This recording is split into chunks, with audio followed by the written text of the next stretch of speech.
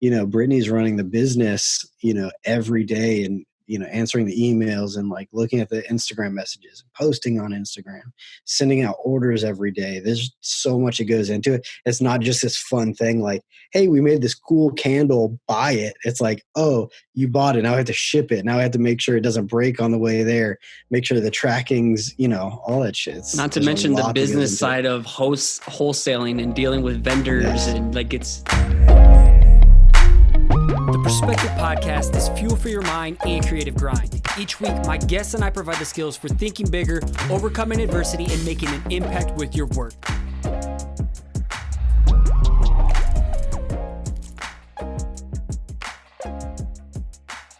PC family, today we have a special episode, a long time in the making. I'm kicking it here with Britt and Clark of Hellcats. You guys, welcome to the Perspective Podcast. How you doing today? Hi. Good. How you doing? Good. Like I said, long time in the making. I think this is the third attempt. So third time's a charm kind of thing. Yeah. Yeah. You asked us like 2 years ago at, what was it? Creative Works, maybe, I think. And then, ships passing in the night. But yeah. About time. So one thing right off the jump, I rock the hell out of this t-shirt. So I'm a big fan of your brand. And since Creative Works, I use this thing every day still. This thing is still look at that. Apart. Hell yeah. I think I was your first purchase. I demanded you sell me one before like the conference even opened up. So I use this every day. Testament to your products. I think that was the first time I met you, maybe face to face. I was familiar with your work up until then, but yeah, you bought the first Field Notes wallet that we came out with. I needed it, man. I carried that Field Notes in my butt cheek on the other side and a wallet in the other. So like this was what I needed. So they get better, which is cool. So for those who don't know, can you guys both give a brief Wikipedia page summary about yourselves and then how like Hellcats came about, even what Hellcats is? I guess I'll kick it off. My name is Clark Orr. I'm from DeLand, Florida, but I now live in Orlando, Florida. I'm a graphic designer and illustrator. I've been professing graphic design since 2001, so I guess 18 years in. I have a business called Clark Orr Design Co. And then we started Hellcats in 2016. And that's our product-based brand. So, yeah, and I'm Brittany Reagan, and I run Hellcats, which is a goods and accessories brand. Before we started Hellcats together, I was doing my own thing, selling vintage, and then making my own different products, necklaces, wall hanging, some clothing items, until we decided to collaborate. Since we both were doing our own things creatively, we wanted to kind of join forces, and then Hellcats was a product of that. So like, tell me more about the idea of Hellcats. So clearly you had like your own hustle of products and curation and just like building your own little personal brand. And then Clark's over here with like the design juggernaut world of things. Cause you got your start, what you were doing. Oh my gosh, what were you doing freelance for? The Cupcake dude, right? Johnny Cupcakes? Yeah. Did some stuff for like Benny Gold back in the day. Totally. Yeah. So Johnny Cupcakes is kind of where I cut my teeth in the design world, I guess you could say, or with design. I was doing band merch before that and logos for mom and pops kind of leading into that. But I met Johnny in 2003, early 2003. Then I worked for him for 10 years, from like a full-time to a freelance basis. But yeah, that's where I really cut my teeth. And I met some people and worked with, Benny Gold and some people in the streetwear, the Hundreds, Rebel 8. So, a lot in the apparel world. And then from then I kind of moved on and wanted to focus on kind of my own career, my own brand, and working with clients that came to me directly, not through apparel middleman brand kind of thing. And, so that's where I found you was back then. Yeah, it's always funny finding out how people know about my work, because I was either like kind of behind the scenes or like people know me through other through gallery shows or whatever. But yeah, that kind of led me to making my own products for myself. I saw that other people could do that for them, and I had all these little one-off ideas. So I started doing that under the Clark Orr Design Co. moniker. And so I was doing, pins and buttons and stickers and art prints and stuff. And that was probably like 2013, 2014. I was kind of trying to do that thing, and it just didn't really pick up. Like people were into it, but none of it made sense. More for fun for yourself in a sense. Yeah, totally. It was for fun. So I came up with this creature mascot guy, and he was just like my sticker, my swamp pit, man with the ink bottle. Yeah, exactly. I got that tea too. Yes. So that kind of was my product brand. That was just kind of a side hustle, if you want to call it, for fun. But none of it really made sense. None of it like kind of connected together, because I'd have my creature guy, and then I was doing this draw skulls thing, and then this pretty art print to put over your like cocktail bar or something like that. None of it really kind of connected. And then I don't know, if like 2014 we met, started dating, we got married in 2016, and we were trying to collaborate on an idea for Brittany's Etsy shop. And that was when it kind of clicked. It's like, oh, we actually would make a really good team if we made a product together.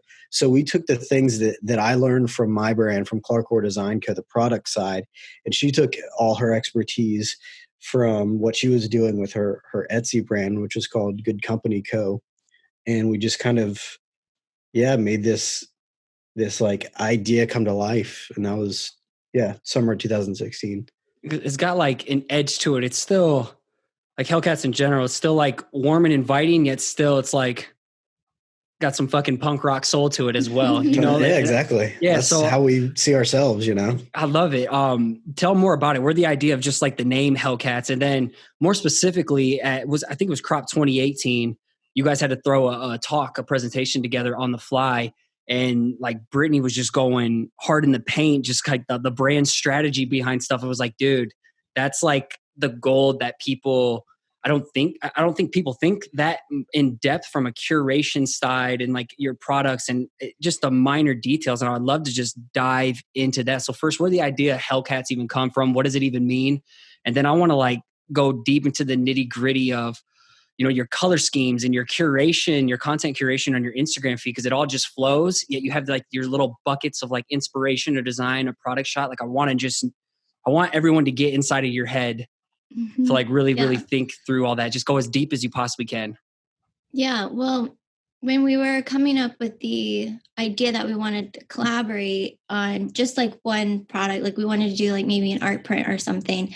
And we knew that we like a lot of the same things, and that we wanted to do something that was like a little bit on the darker side, but still has that playfulness. But us trying to make that product didn't fit in my shop for what I was doing fully, and it didn't fully fit in his shop. So we were struggling to figure out how would we make this even make sense. And then as we kept coming up with ideas, we're like, no, that doesn't work.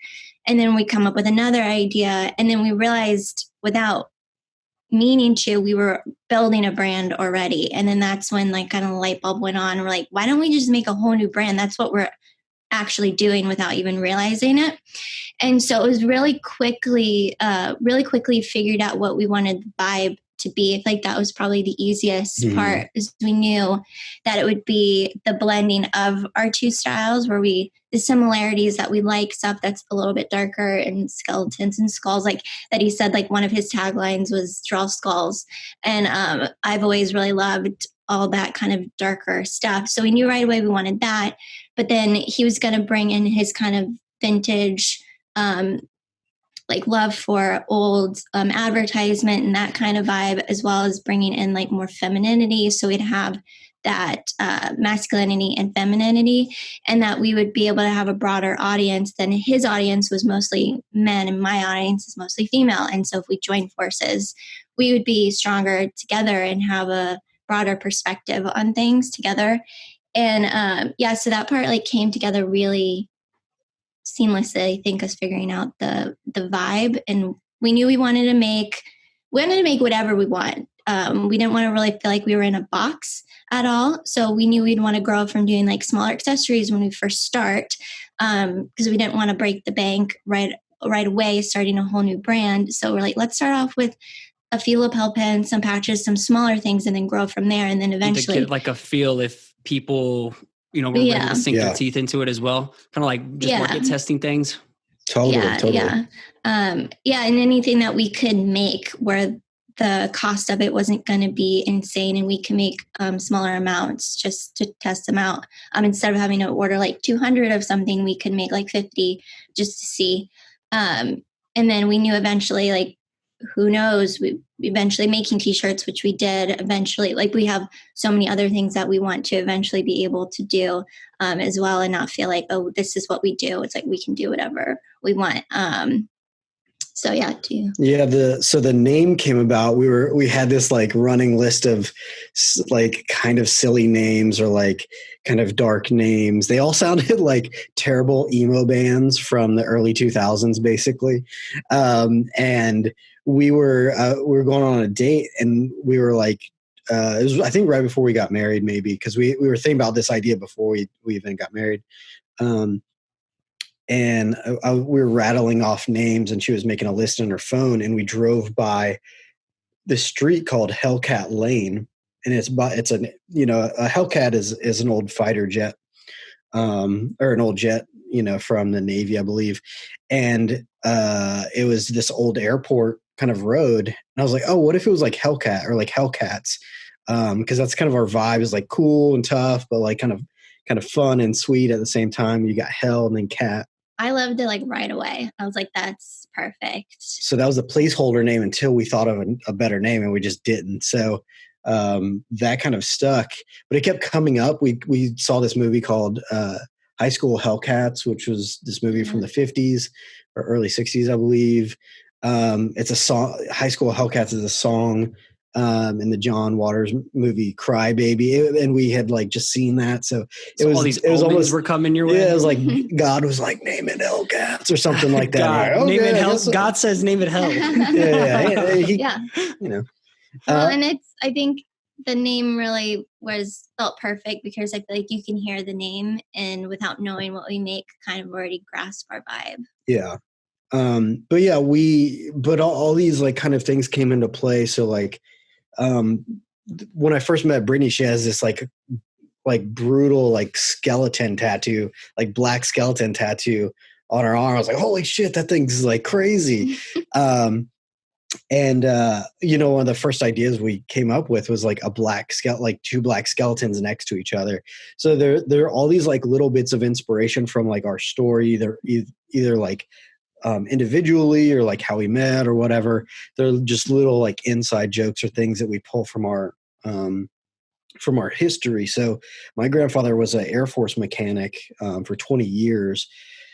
And in his attic was all these like cool military patches that he collected. So I remember being a kid, like looking through these like cool military patches. I think my grandma still has them. I got to go find them. But, just seeing all this like cool classic imagery, just like really timeless looking stuff. And then, my obsession with antiques, and Brittany's like fascination with dark, Victorian art, so it's really we're like kind of meeting in the middle of like, oh, you like, dark, evil looking shit. Well, I love like Japanese, like advertisements, and I also like militaria and, little, I don't know, premiums from cereal boxes. So we're really kind of pouring our interest into a blender and then blending it, and then Hellcats is what pours out. So I think immediately there's like a shit ton of takeaways in there. If I'm going to like package it up and try to pluck stuff out for people listening, one, pursuing the shit that interests you is number one, and just going all in on that, and then showing yourself and your brand. So many people just want to like put on a front of what they think people want to see. And clearly that's not the case with you guys. Like, those are like two main ingredients in this secret sauce I think you guys are working with right now that immediately jump out to me. So then from there, like going deep on building this brand around it. So you're testing the waters with like smaller products, pins, patches, stickers. I'm sure like stickers are usually like a good thing. That's how I started. But from there, like, where did you lock down like the brand colors and the identity, especially like the buckets? I want to know about your Instagram curation. Like, how important has curation been from you, especially like you're like a stylist expert in my opinion, Brittany. Like I want to know, just tell me everything about like your brand colors, what they mean. And then you talked about how they're like, they're used throughout like everything, your website or here, just your whole brand awareness ties in together. Yeah. So I feel like when I was selling vintage, I was really, I have a background in photography. I did worked as a freelance photographer for a few years, and I took that experience into vintage and styling the vintage. I was my own model, and so I did all the styling and photography for that, and I really was very specific in how I wanted it to look. So when you first got to my page, it looked really clean and all was very cohesive with each other. So then when starting Hellcats, and it was natural that I was going to do the same thing for Hellcats, but in such a different way, because I was photographing clothes on me, I was now having to photograph like a small patch or small lapel pin or some pencils. And so it was a fun challenge at first to figure out like what was Hellcats style going to be, because I didn't want it to fully be to look like my personal Instagram. I wanted it to look like Hellcats. And so I had to figure out, what does Hellcats look like in an Instagram form or in a photograph? So I feel like the color scheme that we kind of chose was just natural to what we like. Our wardrobe isn't very colorful in general. So obviously we knew we wanted it to be heavy with neutrals, with black, grays, gold, silver. And then I wanted to add that punch of femininity in there, and kind of the contrast of it being darker is adding in the pink and the red to feel like there's something that's dark with these skulls, but then it's added with like a pink background. So it helps soften it to kind of give you the vibe of who we are. We're like, okay, so we might be tattooed and, like horror movies, but we're also fun and lighthearted at the same time. So that was our way of kind of giving people that feel just in the color scheme. So that color scheme just feels really comfortable for us, just naturally what we like. I'm not opposed to introducing more colors in the future, but I feel like this, that color palette has really just fit us. Sets the tone, like the expectations are set. When I land on your account, like the cohesiveness, I think that's super important that people are lacking. Yeah, I think having kind of a set color palette does help with the styling and making everything feel really cohesive. At least if anything, at least the packaging and the colors are all really cohesive. So yeah, so we use it in the product, and then also with the packaging. And I mean, even like little things like with how I package orders, like it has pink tissue paper in there and like a little pink note card in there. But yeah, so with photo styling and Instagram, I use those for the backgrounds for the photos. And I'm such a perfectionist, and I think I have a real high attention to detail. So things other people wouldn't notice or wouldn't bother them, like bother me.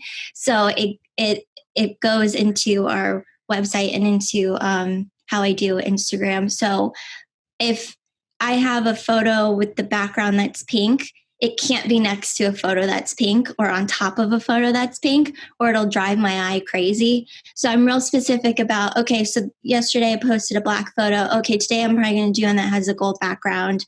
Or this time I did something that's kind of like a busy photo. This time I need to do one that's really simple.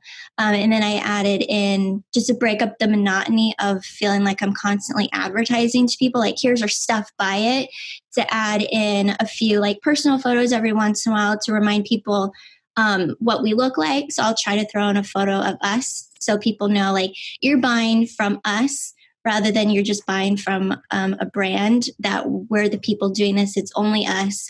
And just, especially with new followers that maybe don't know who we are, to like, oh, that's what the people look like. I'm always interested in that, and other brands. I'm always curious what people look like, who's actually making this stuff. So I try to do that every once in a while. And then I do the Hellcats inspiration.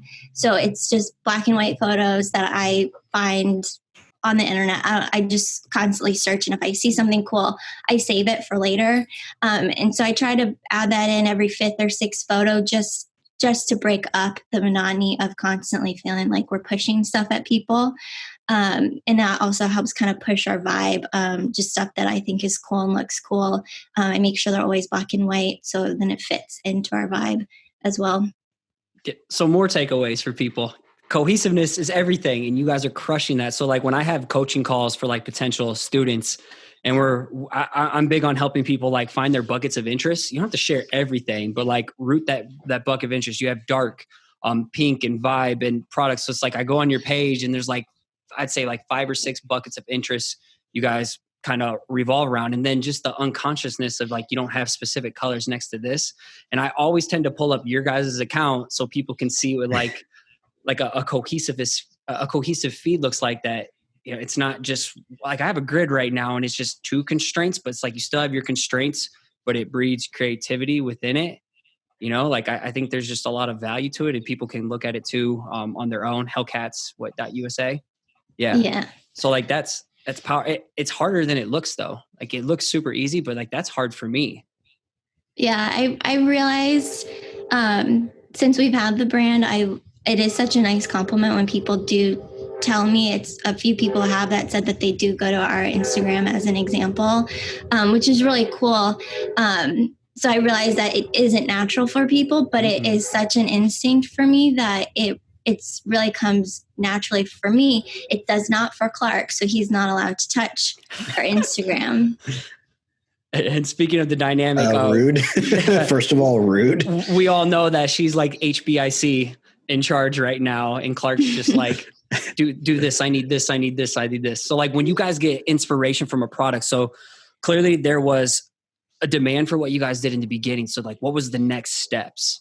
You know, what was the next steps after pins, patches, a couple t-shirt runs? Because I don't know if people know that you guys do a lot of your stuff in-house too. Yeah, especially at the beginning, because I feel like we learned a lot of lessons. I heard a lot of stories from friends who launched their own businesses, and you know, to back up a little bit, you know, I kind of said this in my bio, is like I've been in this world for like a super long time, and I didn't partake.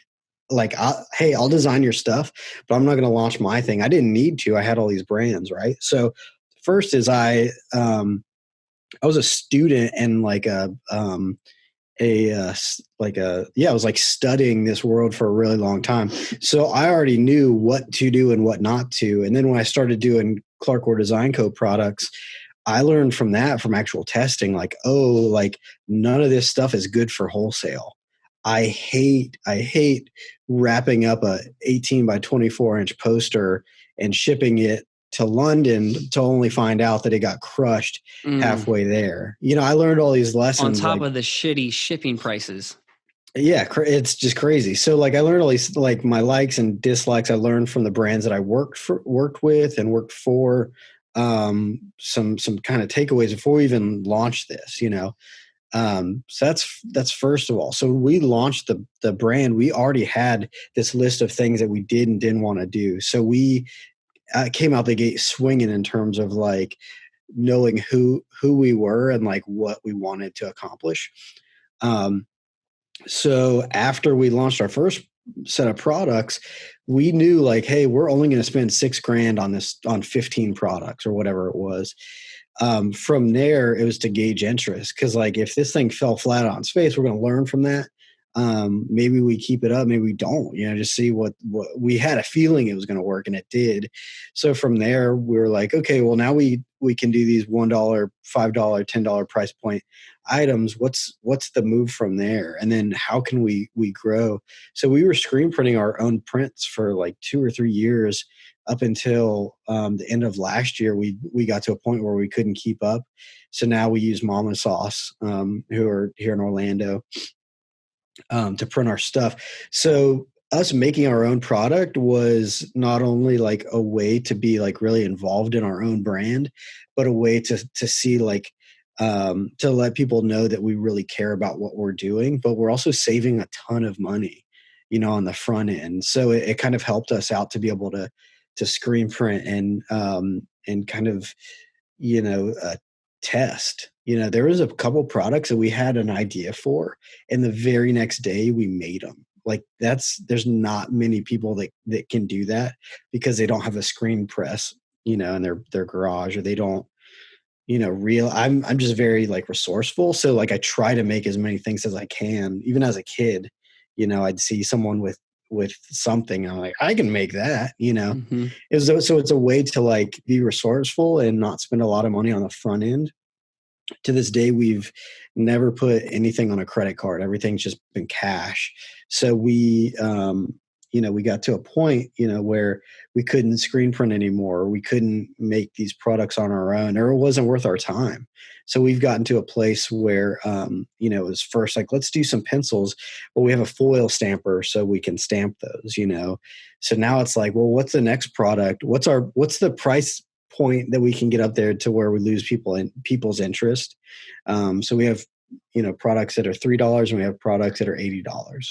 So yeah, we moved on. It's definitely positioned as like a premium brand. You're not going to get a $15 t-shirt. Yeah, totally. And that's how we buy, and we also like, we support our friends, and sometimes our friends cost more than what it costs to go to China, Mama Sauce, they're a premium screen print shop. We're going to go to them not only because they're our friends, they're the best in the business. They're up there with like Valhalla and, Studio on Fire. There's people out there that can give you like more price efficient product, and maybe the quality is going to suffer. Maybe it won't, who knows? But like, we'd rather trust our friends and give them, support the economy of our friends. Right. And our acquaintances. So sometimes when we see a shirt that's, $30, $32, like that's because we went to a friend of ours who like, they're just going to cost more than if we were to go to Mexico or something and get like a cheaper product. That's just how it is. So yeah, it's important to us to support local. And in Orlando, where we're based out of, there's a great like creative community here and people doing cool stuff. So it's just like, why would we, get stickers made in China when we can get stickers made 5 minutes down the road from a cool local brand that we're friends with, and then friends that we've just made since having Hellcats that live, in other cities that have small businesses too, being like, well, they're our buddies and we want to do that. So it feels good to support local brands as a local small brand too, but it just feels better. Yeah.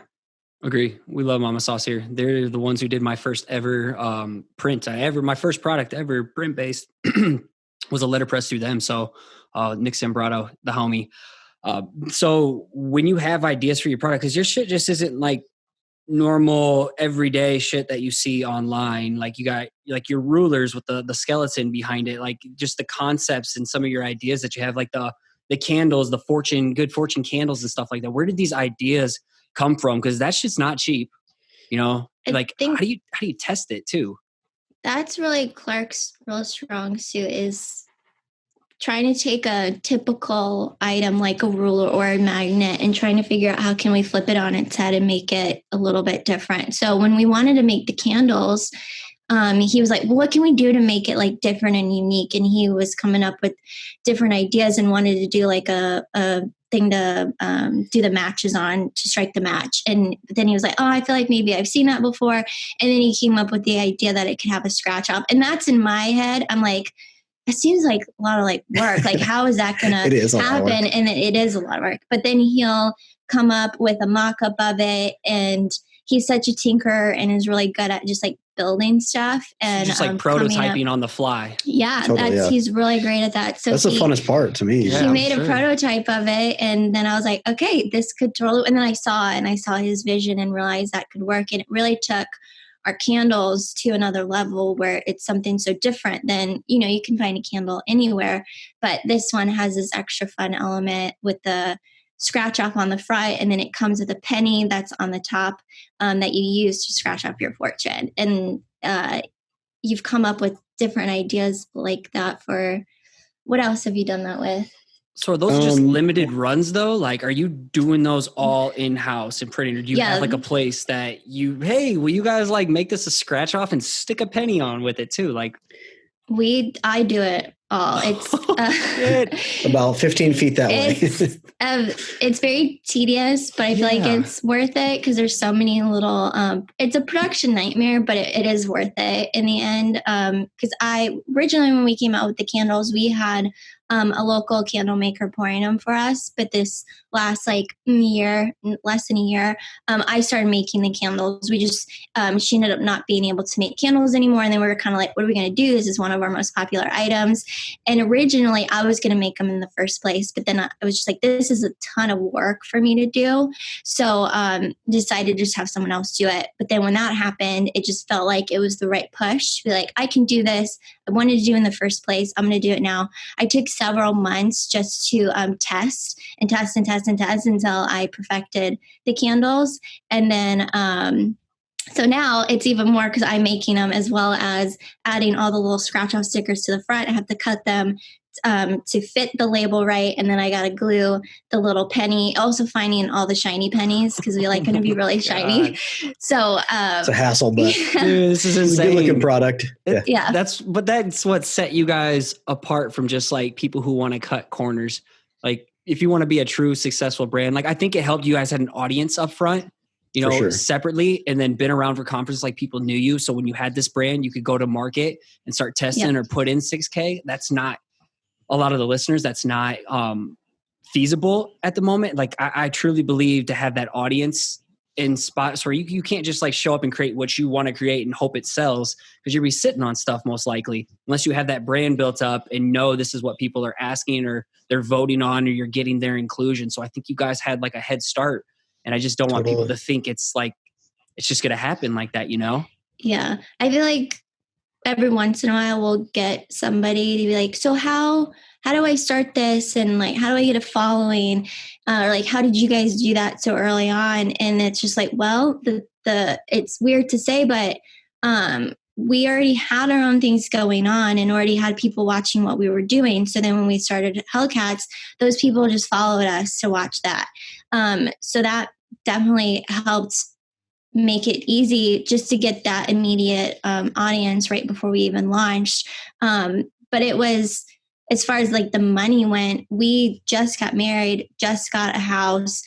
We didn't have like a ton of money just to pour into a brand new business. So we did like crowdsourcing. So we did a Kickstarter, and that's where we were able to immediately be able to get like a small chunk of money, and which also helped having that audience. So then people who have been following Clark and his work forever were really excited to see what he was going to do on his own, and then adding me in there. So we had a lot of people that were so supportive that we hit our goal within the first 2 weeks, which was such a relief. And then also was kind of like this pressure of like, oh, now people are expecting us to do something, and the pressure's on that people are giving us their money and they have no idea what we're even going to do yet. We only had like a concept. We didn't even have anything to show.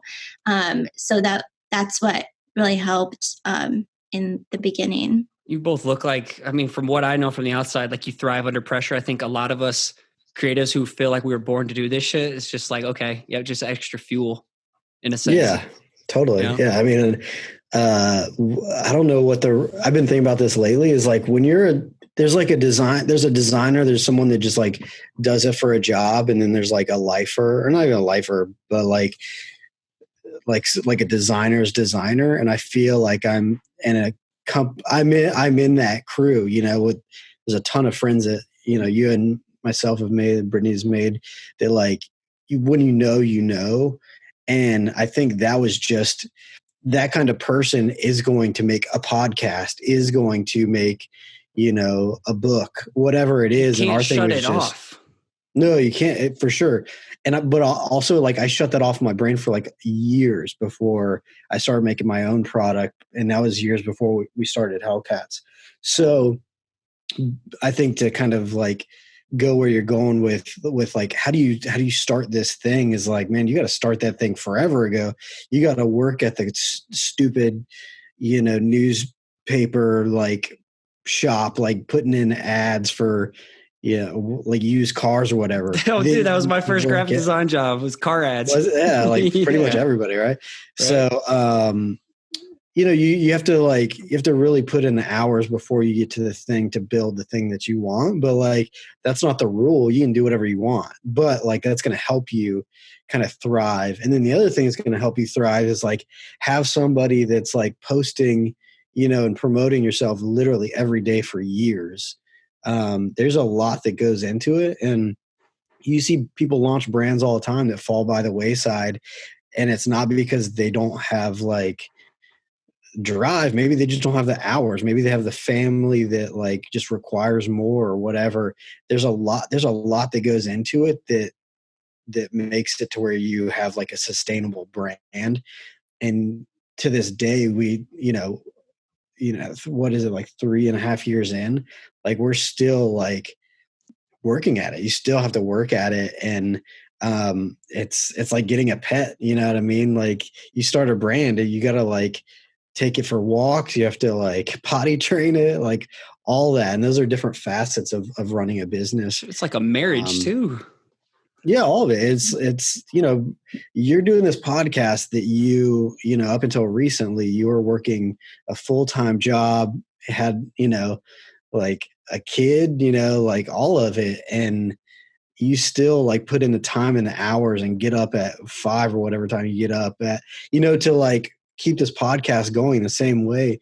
Brittany's running the business, every day, and, answering the emails and like looking at the Instagram messages, posting on Instagram, sending out orders every day. There's so much that goes into it. It's not just this fun thing like, hey, we made this cool candle, buy it. It's like, oh, you bought it. Now I have to ship it. Now I have to make sure it doesn't break on the way there.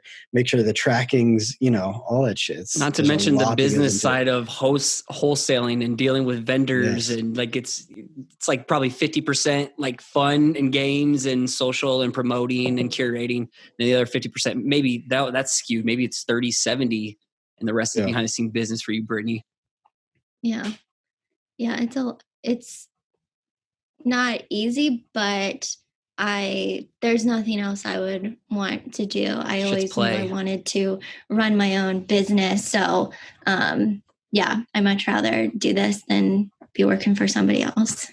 Yeah. People are scared to put in the work, yet they want like the results overnight. But it's like before that, you guys built your brands and that audience because, again, it revolves around your buckets of interest. You went all in on your buckets of interest of what you wanted to show and curate and put out there, and that's how people found you in the first place. And like, that's like the main thing.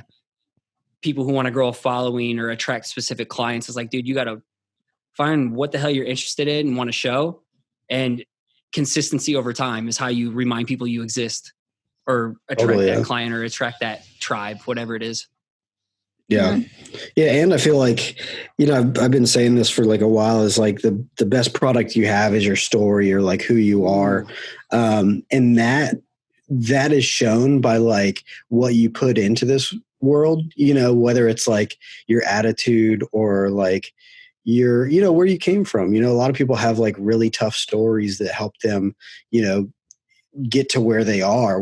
Me and Brittany are pretty fortunate to not have like a really crazy like backstory, but like, our story and like how we met and like our interests and all, like you say, the buckets of interest, that's what we put into the brand just because we know it really well. And those are the ideas that last, or the things that you really know. And a lot of people, I don't encounter that much anymore. Maybe it's just because I like moved out of the apparel world, but I used to get emails like every day, like, hey, I want to start a t-shirt company. How do I do it? Mm-hmm. And I used to be, and this was like 2011 or whatever. Like, man, there's so many t-shirt brands out there right now. Like when, we were working with Johnny Cupcakes, like it was like Johnny and like a handful of other people. And now like you throw a rock and you hit 5 people that have a t-shirt brand. So I used to get like a little ruffle, like, don't even do that. Like focus on something else. And like, there's so many t-shirt brands out there that like, it's hard to rise out of the pack, but all these brands would start over like something that wasn't honest to them, like, oh, I'm going to make it, it's called Neon Dinosaur, whatever. And it was hype like this thing that made jumping on a trend. Yeah. Mm-hmm. And it didn't last because there wasn't like any truth to it. And that's fine. Like a lot of what we do is, in my opinion, is because I'm not really a badass person. I want to make something that makes me feel badass, or like is like cute enough to not feel pretentious. Right. And that's who we are. Um, I think when you try to make a product that isn't honest and it doesn't relate to who you seem to be or present yourself to be, people can perceive that pretty quickly. And if you're putting on this facade, they'll see it eventually, and then it's awkward, right? It's like, oh, you're not really this thing that you presented yourself. So then you lose people's trust. We wanted to flip that on our head and said, like, well, let's learn from our lessons, right? It's like, I don't like shipping big shit. I don't like, not feeling like nothing is cohesive. So let's make stuff look really cohesive. Like, I grew up watching The Outsiders and like collecting baseball cards, all these things. I'm like pouring these things into my bucket. Let's put those into products, like all the things that we've learned. But like, I learned the lesson of like, I don't need to make money off of pop culture stuff. So this brand is going to be based off of not pop culture stuff. It's going to be, like our interest in, like what our Pinterest board looks like. And it's not going to use someone else's property. It's going to be based off of like what we think. Right. And that feels better than making a Ninja Turtles poster or something. So we're taking all these little lessons that we've learned and like what we want to do and want to be. But at the end of the day, it's who we were or who we were when we first started this, and it's who we are now. Like on our second date, Brittany's like, I'm too scared to tell you this, but like, I wasn't too scared. I did not say that. You were scared to tell this to other boyfriends or whatever, but she's like, I want to have a human skull. It was a test. I told him on our second date, I was like, one of my goals in life is to own like a real human skull. And I was like, if he's into that and isn't scared off, then I know we're good to go. And he thought it was cool. Yeah. And in my like, who do we need to kill? Yeah, exactly. So like in my pocket, like she didn't tell me this. I just assumed she was into that because she had a giant like black skeleton tattoo on her arm. I have, I collect a bunch of antiques and stuff. So I gave her like an antique skull ring from a vending machine, it's from like 1965 or something like that. I was like giving her that just as like a funny gift. Right before I gave it to her, she told me that. I was like, marry me, It was on. Yeah. So we put skulls on everything. Right. So like, that's not the most unique thing, but it's who we are. It's like you. It's us. Right. But, that's who we're always going to be. And whenever I lose sight of like, what do we make? Like, that's not Hellcats enough. Brittany always reminds me like Hellcats is us. What you make is who we are. So that's like a lesson that like when I get too like insular and too blinded by like fitting into this box, it's like, whoa, wait, at the end of the day, it like is what I would want to draw for myself. But then when we throw the Hellcat spin on it or the colors, that's what really locks it into place. So that's dope. What you make is who you are. And I think a lot of people are just being fake, riding trends or trying to like ride the coattails of someone else's, which was me in the beginning. That's how I learned to like not do that. I had to learn the hard way. That's why like if I wasn't getting a lot of likes on something that I thought was going to perform well, it felt empty, after it. So it's like, what's missing here? It's me.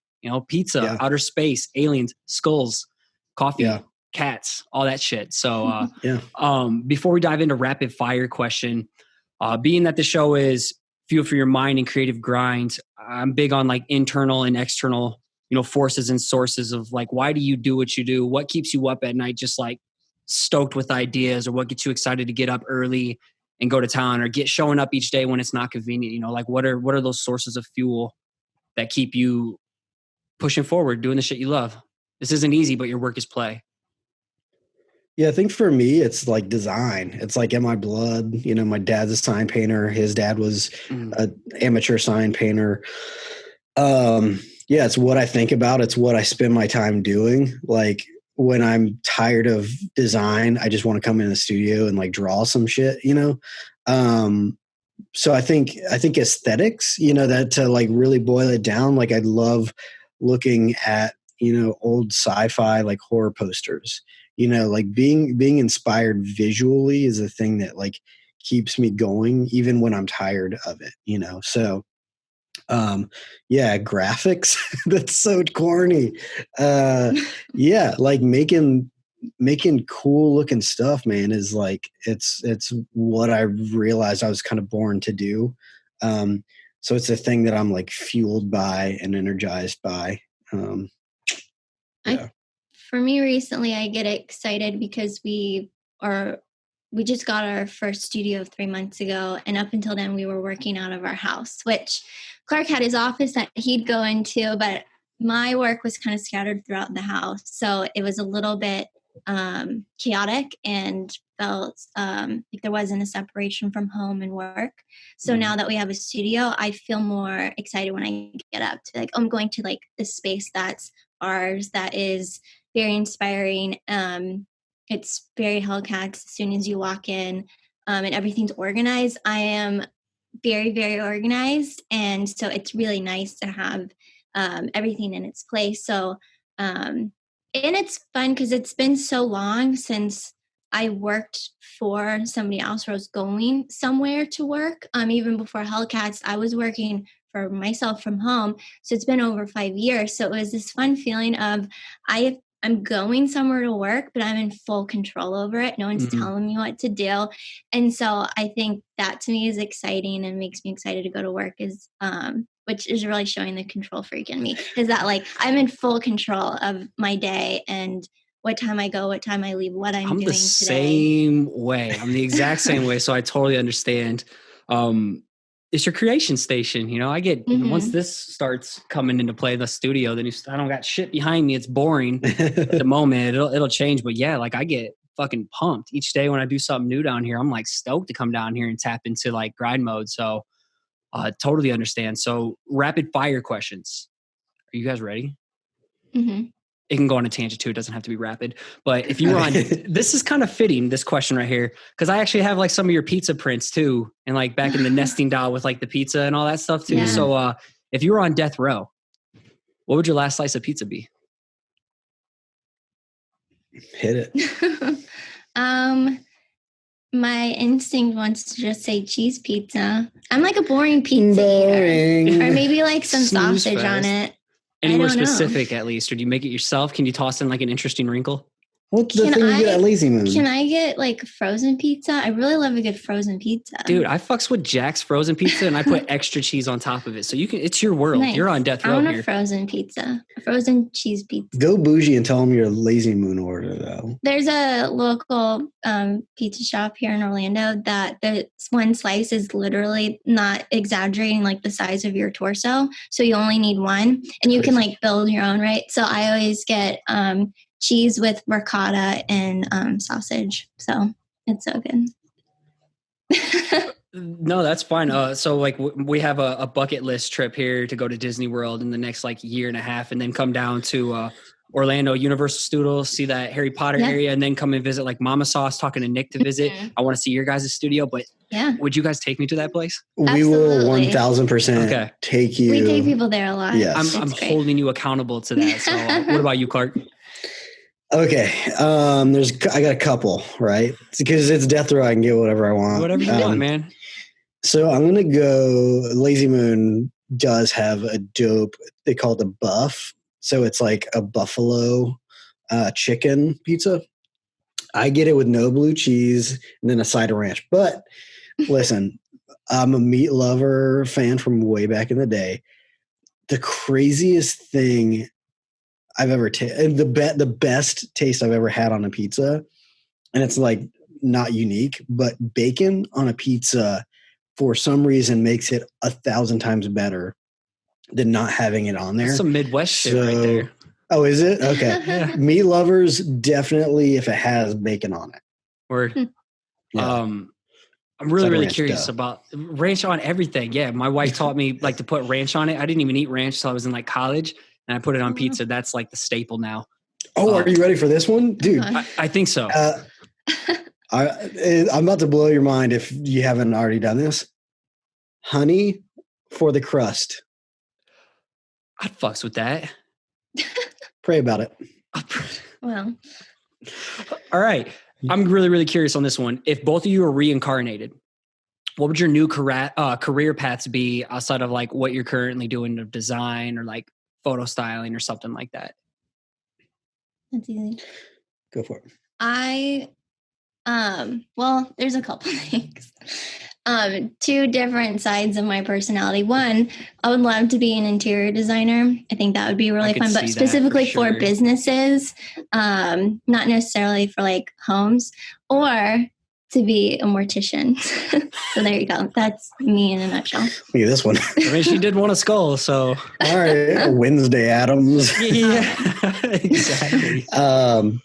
So I would be, this is like very vague, but I would be an inventor. I just like making things or like a prototyper or something. Yeah, I just want to, yeah, I do that. Like, I just want to make stuff all the time, even if it's not like design or art or something. I just want to like build something. So born to just make shit into existence. I get it. Yeah. If you could have lunch with one person dead or alive, who would it be and why? They're like their corpse. Sure. Yeah. Or very dark. Whew. No, I'm not. You said it. I don't go that far. I'm not that weird. Okay, Morticia Addams. I know, right? I think if I was going to go to lunch with somebody, the first thing I would think is just somebody that's probably a little bit weird and really interesting to talk to. So the first person I feel like comes to my mind would be Tim Burton, because he's my favorite director. And he's so odd. So I feel like Nightmare Before Christmas all time. Yeah. Yeah. You'd probably have some weird stories to tell. I'm probably going to go sentimental and say my papa, my mom's, or maybe both of my grandfathers. I never met one of them, but then my grandfather, my mom's side. So right on. Cute. Way to bring the mood down, Clark. Two polar opposite energies being emitted off that. Nah, that's cool. Yeah. It's probably the most serious one. I want you guys to really take this serious. Do you believe in aliens or other life forms existing outside of our solar system? No, here we go. I'm the one of the two of us that has an open mind about everything. Like, I like the thought of ghosts being real, and Clark is like the realist who doesn't really believe in that. So for me, I'm like, why not? If there could be ghosts, why couldn't there be aliens? And not necessarily little green men, but like, yeah. Are you thinking this is the only planet in this vast universe with billions of other planets that can hold life? It's more fun to think that there is than that there's not. So I mean, I forget what the theory is. The scientist or the physicist who says like whatever the law is that like the odds of it not being there not being life on other planets is like astronomical. You know, like it's crazy to think how many billion planets there are and to not have life on other ones. I can't imagine that there's life as intelligent or more intelligent than us. Maybe that's just me being prideful.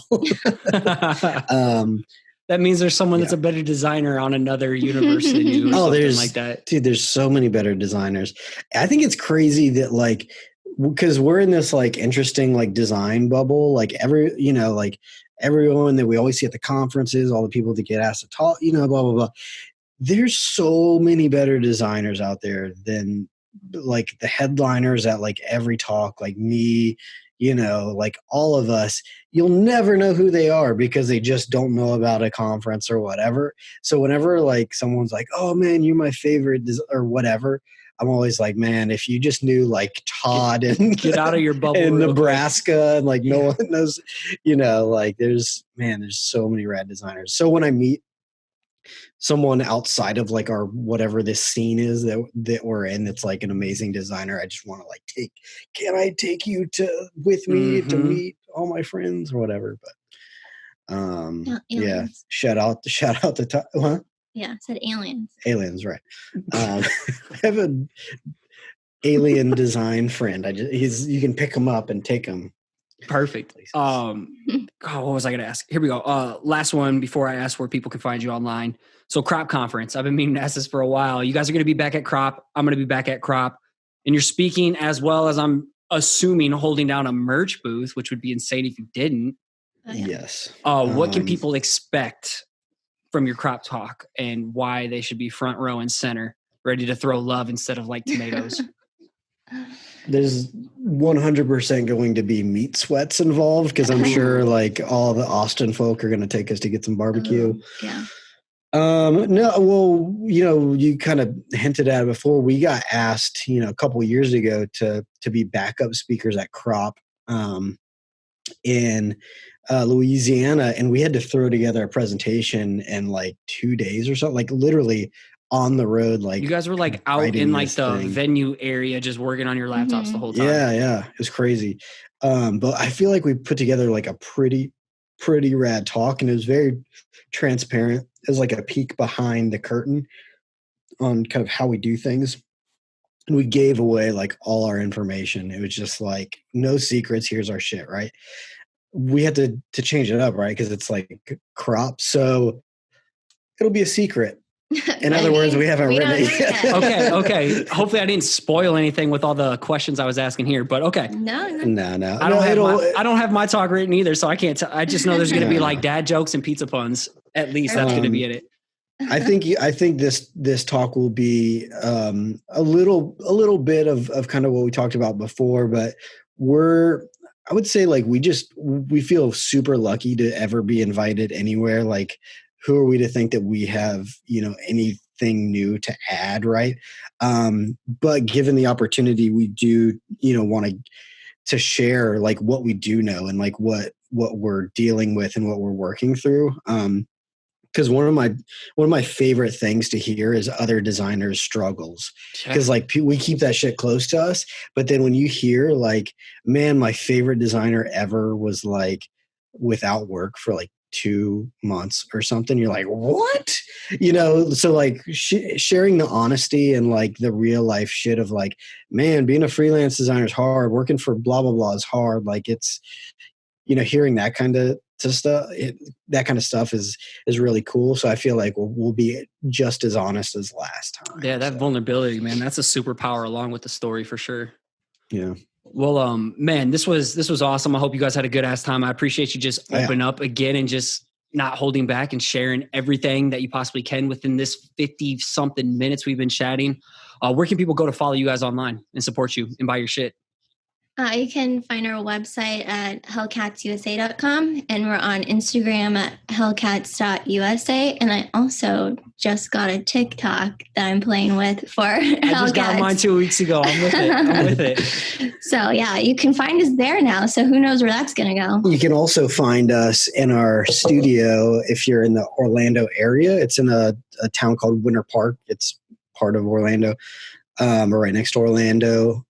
You can check us out. You can actually like shop in our studio, which is cool. We got a little shop over here. Or come say what up, whatever. If you're visiting town, just drop us a line and you can come through the studio and we'll give you a little tour and show you where the magic happens, where we make the candles. Yeah. It smells really good in here. I want to like go penny hunting with you guys sometime. I take everybody Shiny's pennies that people just give them to me now because I know I need them. That's awesome, man. This was great to finally make happen. I look forward to like linking up properly and sharing a slice or a drink or coffee, whatever it is here at Crop in like a month or so when this episode comes out. So thank you so much. Come down too. I'm Orlando. It's on the bucket list for sure.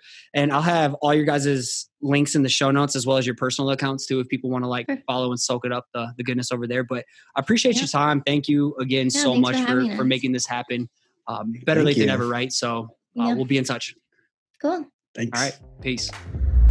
Thanks again for listening. It'd be awesome if you took the time to subscribe to the channel, hit the like button, and let the comment below so we can connect. Again, if you want to catch a shout out as a future listener of the week, make sure you subscribe to the show on iTunes and give it a rating and review.